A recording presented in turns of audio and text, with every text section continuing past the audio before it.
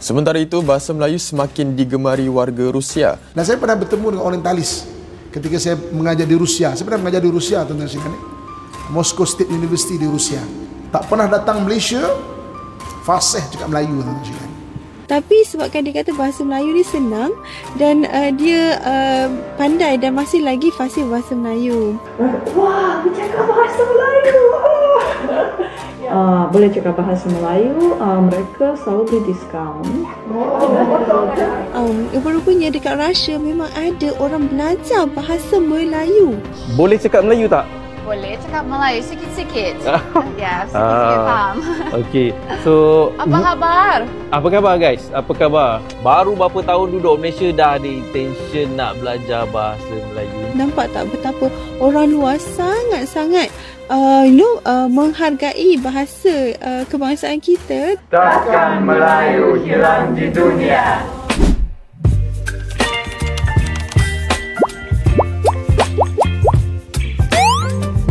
Hai semuanya, aku Ria Oktorina. Jujur ya, aku tuh makin kagum dan bangga belakangan ini bukan karena prestasi olahraga atau hiburan aja, tapi karena ada satu hal yang mungkin kita suka anggap sepele, bahasa Melayu. Iya, bahasa yang sehari-hari kita dengar itu ternyata sekarang makin mendunia loh. Dan saya pernah bertemu dengan orientalis ketika saya mengajar di Rusia. Saya pernah mengajar di Rusia, tuan-tuan sekalian. Moscow State University di Rusia pada tahun 2009. Saya bergaul dengan orientalis bahagian Parsi dan bahagian Melayu. Tak pernah datang Malaysia, fasih cakap Melayu, tuan-tuan sekalian. Dia datang Melayu, ada yang pernah datang Malaysia ni, kawan saya bawa pergi Tugu Negara, teragak-agak membaca bawah Tugu Negara Jawi tu minah Rusia ni yang menyambung, bersekutu bertambah mutu. Orientalis. Saya pergi tengok, orang belajar Quran, belajar Jawi, belajar. Saya rapat dengan orientasi bahagian Melayu dan bahagian Parsi. Sebab dia dekat-dekat dua tu. Seorang TikToker bercerita dalam bahasa Melayu dan betapa beliau sangat mengagumkan orang Melayu dan bahasa Melayu ni. Dan saya terpanggil untuk bercerita lah pengalaman saya. Waktu saya dulu belajar dekat Russia tau, kami ni selalu, of course lah kita cakap bahasa Melayu kan. Itu berlaku dalam berapa tahun ya, dalam dekat 12 tahun yang lepas ya. Kami ni selalulah kalau macam nak cakap pun of course bahasa Melayu, sebab kita tak nak lah orang faham kan. Ada sistem benda tu, ialah budak-budak pergi sana. Waktu tu baru pergi umur dalam lebih kurang 16-17 je. Dan duduk sana 6 tahun. So kami ni membesar dekat sana. So adalah benda-benda yang tidak matang kami lakukan kan. So kadang-kadang tu kami kalau kita nak bercakap macam kenapa lah makcik tu macam tu ke kan, kita cakap bahasa Melayu. Tiba-tiba dekat eskalator tu tau, so seorang ni lelaki Rusia tegur kami dalam bahasa Melayu. Kami macam terus pusing. Alamak, malunya. Lepas tu bercakap-cakap dia punya, dia dah pernah duduk dekat Malaysia dalam lebih kurang 5 tahun macam tu. Tapi sebabkan dia kata bahasa Melayu ni senang dan dia pandai dan masih lagi fasih bahasa Melayu. Dan nak katakan kita ni orang Melayu, kadang-kadang kita tak berbahasa Melayu kan, kita cakap bahasa orang putih saja kan. Rupanya dekat Russia memang ada orang belajar bahasa Melayu. Bukannya mereka yang duduk dekat Malaysia tau, mereka belajar bahasa Melayu dalam universiti dan antaranya adalah anak kepada pensyarah kami. So pensyarah kami, saya ingat dia adalah pensyarah mikrob. Pensyarah mikrob kalau saya tak silap, histologi antara itulah.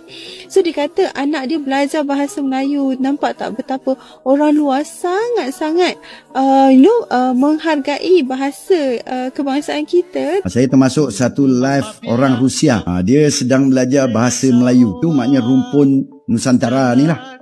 Itu dikenali sebagai tanah Melayu sebelumnya. Sementara itu, bahasa Melayu semakin digemari warga Rusia yang berada di Malaysia, sama ada untuk tujuan pendidikan, urusan rasmi atau komunikasi harian. Perkara itu diakui sendiri oleh Timbalan Pengarah Rumah Rusia di Kuala Lumpur, Asiat Tarchokova. Menurutnya, terdapat beberapa acara anjuran rumah Rusia di Kuala Lumpur yang berjaya menarik minat ratusan warga Rusia terhadap bahasa berkenaan.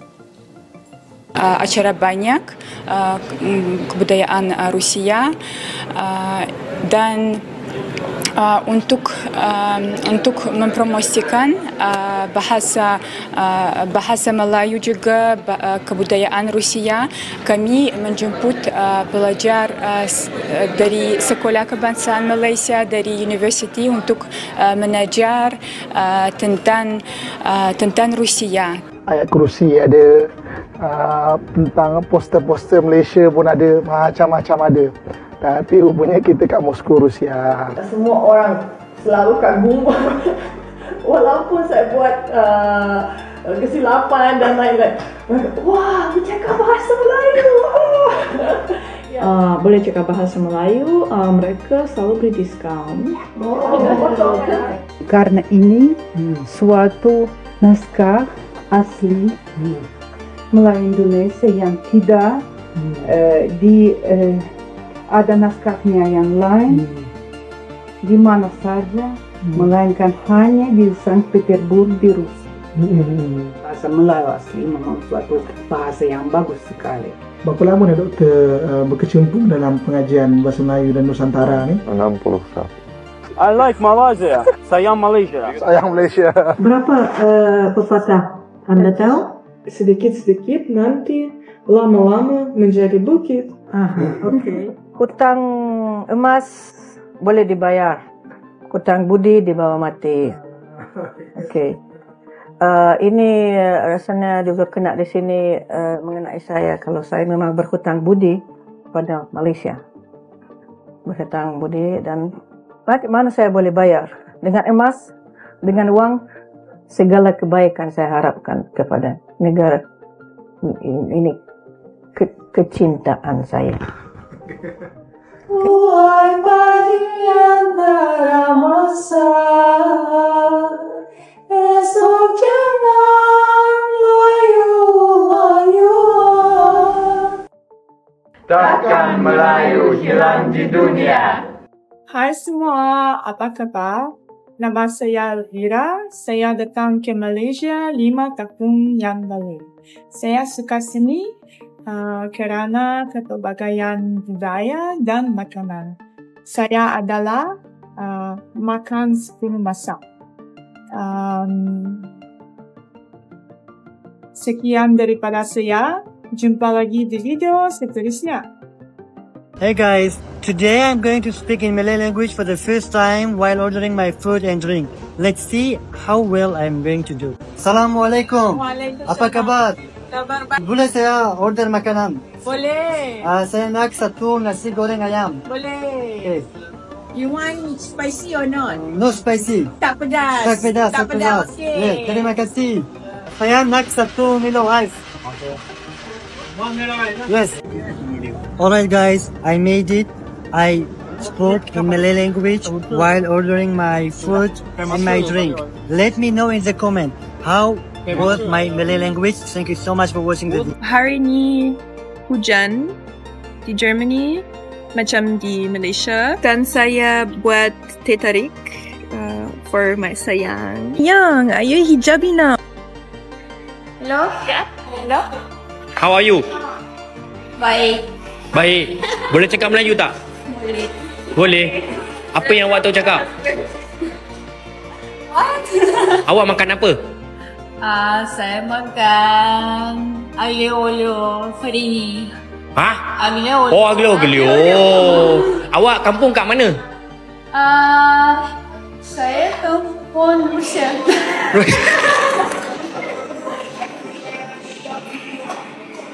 Mengunjungi tempat yang menarik di sini. Gajah ini sangat menarik ya, dan saya kagum ya dan senang hati berada di sini. Terima kasih banyak. Where you come from? Saya dari Rusia, dari Moskow. Boleh cakap Melayu tak? Boleh cakap Melayu sikit-sikit. Korang tengok awet Rusia ni dia cakap apa? Dia cakap apa korang tengok? Kita try tanya ada satu awet Rusia Hi, Eliana. Oh, hi Nas. How are you? Kita try cakap Melayu sikit dengan dia daripada cakap boleh, Melayu boleh tak? cakap. Boleh cakap Melayu tak? Boleh cakap Melayu sikit-sikit. Ya, sikit-sikit faham. Okey. So, Apa khabar? apa khabar guys? Apa khabar? Baru berapa tahun duduk Malaysia dah ada intention nak belajar bahasa Melayu. Satu roti cheese. Satu roti cheese. Satu ayam. Satu ayam. Satu teo. Satu teo. Alia. Panas. Kosong. Cintakan Malaysia. Ini bunga raya. Ini bunga raya. Ini bunga raya. Ini bunga raya. Ini bunga raya. So when people are like, you boleh cakap Melayu? I'm like, ya, I boleh cakap Melayu, sikit aja. Kenapa? Speaking Malay challenge with my local friend. Hai. Hai. Apa kabar? Khabar baik. Sudah makan? Belum. Saya nak pergi makan. Saya nak makan nasi kandar. Saya pun. Sebab nasi kandar sedap. Sedap. Wah. Saya suka nasi kandar. Saya pun suka nasi kandar. Oh, cantik. Boleh? Cantik. Nama saya Michelle. Saya boleh cakap Melayu sikit tapi malu lagi. Kalau awak nak dengar saya cakap bahasa Melayu, awak boleh follow. Malaysian, you guys keep on asking me, speak Malaysian, talk bahasa Melayu. You know, I never answered your concerns or comments every time you ask me to speak in Malaysian. But you know what? I think it's about time to address this issue. I do speak Malaysian, but I'm just too humble. I don't like to show off. But here we go. Korang tengok, saya memang selalu cakap dan tahu guna bahasa Melayu atau bahasa secara umum. Korang tahu saya tak bodoh sangat lah. Hai semua. Nama saya Encik Tik. Saya ada kat Malaysia ni. Saya suka teh tarik. Saya suka makan nasi lemak. Dan saya tengah enjoy masa saya kat sini. Bahasa Melayu saya memang power sebenarnya. Tapi saya rendah diri je, okey? Saya rendah diri je. Jadi jangan tanya lagi boleh ke tak saya cakap Melayu sebab memang boleh lah. Saya sayang korang semua. Selamat tahun baru semua. Hari ini saya nak ajar korang 5 perkataan baru dalam bahasa Rusia. Perkataan flag. Flag maksudnya bendera. Siapa panggil mush? You ingat tak? Ingat. Mush siapa? Suami. Kalau isteri panggil apa? Jena. Perkataan желтый. Желтый maksudnya kuning. Желтый. Kuning. Perkataan пятница. Пятница maksudnya Jumaat. Jumaat, yes. Пятница. Best friends. Perempuan apa? Zolota. Zolota maksudnya emas. Okay guys, while I get ready, I nak share few superstitions yang orang Rusia selalu percaya. Kalau tangan kiri gatal, itu maksudnya duit nak masuk. Tapi kalau tangan kanan yang gatal, itu tanda maybe you will meet someone new, buat new friend. Number 2, kalau lepas cakap tiba-tiba bersin, itu maksudnya benda tu betul. Bersihan jadi macam confirmation. Number 3, whistling dalam rumah is a big no-no in Russia. Dia percaya nanti duit you lari. Number 4, kalau your ears rasa panas, someone gossiping and saying something bad about you. Or kalau tiba-tiba you like hiccup, means that someone is missing or thinking about. So when we have a hiccup, we normally say like, who is thinking about me now? Number 5 is when black cat crosses streets in front of you, something bad about to happen. Number 6, jangan pas knife direct dekat tangan orang. Macam ni. Letak atas meja dulu. Kalau tak, nanti boleh gaduh. Tapi kalau nak gaduh, bagi je terus macam ni. I don't know is all of this betul ke tak, tapi tangan kiri I gatal dari tadi. Korang percaya tak benda-benda ni? Ada lagi superstition you percaya? Share kat komen. If you're living in Malaysia, you can get rid of these phrases. Oh, come on. I can't be bothered. Seriously? You gotta be kidding me. You must be joking. Instead of all, you can just simply say, Ayo. I love this. Super simple, effective. Terima kasih semua. Have a good day. I'm just wondering, guys, how do I pronounce this word? Let me try. I write here. Menggunakannya. In Malaysia, we don't say, this is such a bad situation, I don't know what to do. What should I do? We say, so how? I'm learning Malay, and in my pursuit of learning Malay, I have found this book of Manglish. Like, this book is amazing. It has the Malay words used in Manglish, like agak-agak. It has the English words used in Manglish, like make eyes or McDonald. We even have the types of people in Malaysia in Manglish. Hey auntie, macha, and of course, hey mazale. Now, because of this book and the last 5 years here in Malaysia, I can give some examples of how I would speak in the UK versus how I would speak in Malaysia. I understand what you're trying to tell me, but I have to insist that I totally disagree with your plan. In Manglish? Wait, you mad, huh? I don't recall you handing the documents to me. Are you sure you gave them to me? Manglish? Hey, where go? I'm terribly sorry, but we don't have any more of that particular item that you're looking for. Manglish? No, stop. We are learning the difference between Bahasa English and Bahasa Malay. Jadi, dengar, listen carefully. Bahasa English macam Bahasa Malay. Subject, verb, object. Contoh, I like cats. Saya suka kucing. It's the same. Now, give me an adjective. Hairy. Huh? Hairy. Okay. I like hairy cats. Saya suka kucing berbulu. The noun comes before the adjective. Faham? Soalan? Jubu, how do I say I'm stupid in Malay? Saya bodoh. Can you say that one more time? Saya bodoh. One more time? Saya bodoh. Hey, yeah! Salam sejahtera, nama saya Pavel, saya seorang kaki tangan Kedutaan Besar Rusia di Malaysia. Dalam video ini saya nak sentuh latar belakang dan alasan kenapa Rusia malangnya terpaksa, dan saya tekankan terpaksa, memulakan operasi tentera di Ukraina. Mari kita mulai dengan latar belakang. Selepas Kesatuan Soviet bubar pada tahun 1991, negara Rusia muncul di peta dunia sebagai negara berasingan. Rusia berjaya kekalkan hubungan baik dengan hampir semua negara-negara lain yang juga pernah menganggotai Kesatuan Soviet dulu. Malangnya, perkembangan hubungan dengan Ukraina berjalan agak susah. Sejak pertengahan tahun 2000-an, Ukraina didirikan sebagai negara anti-Rusia. Ini menjadi ideologi resmi negara tersebut. Bukan semua penduduk Ukraina terima ideologi ini, tetapi mereka yang menentang ditindas kejam, khususnya selepas rampasan kuasa di Ukraina pada tahun 2014. Sebab itu, Republik Rakyat Donetsk dan Lugansk muncul.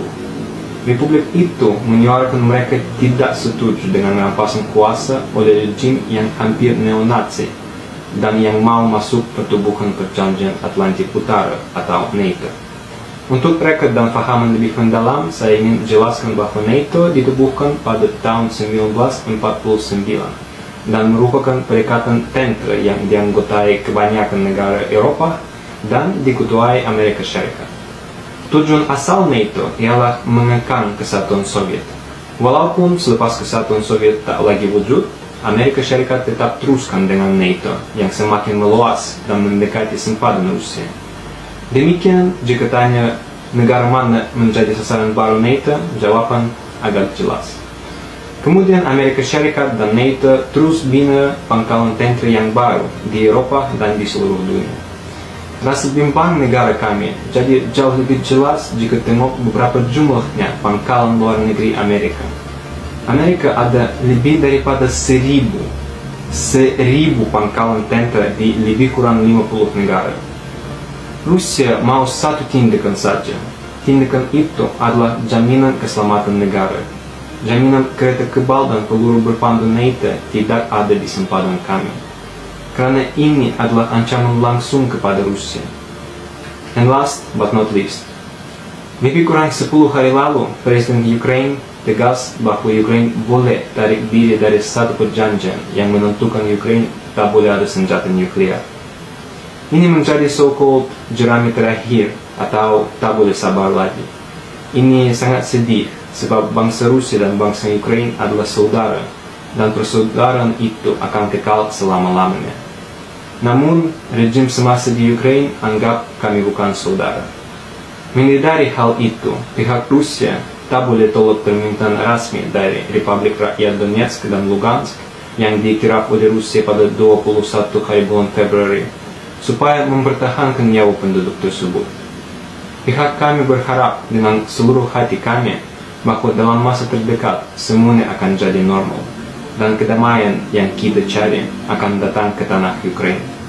Pihak kami juga ingin mengucapkan takziah kepada semua keluarga mangsa yang terkorban.